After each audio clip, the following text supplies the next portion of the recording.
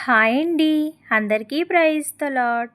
అయ్యో వేషధారులైన శాస్త్రులారా, పరిసయ్యులారా, మీరు పుదీనాలోను, సోంపులోను, జీలకర్రలోను 10వ వంతు చెల్లించి ధర్మశాస్త్రంలో ప్రధానమైన విషయములను అనగా న్యాయమును, కనికరమును, విశ్వాసమును విడిచిపెట్టితిరి.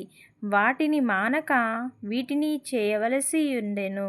మత్తయి సువార్త 23వ అధ్యాయం 23వ వచనము. ఈ వాక్యం ప్రకారము అన్నిటిలోనూ 10వ వంతు చెల్లించుచు ధర్మశాస్త్రంలో ప్రధానమైన న్యాయమును, కనికరమును, విశ్వాసతను విడిచిపెట్టగా ఈ వాక్యానుసారంగా జీవించులాగున ఈ వాక్యం మన హృదయాలలో ఫలించునుగాక. ఆమేన్.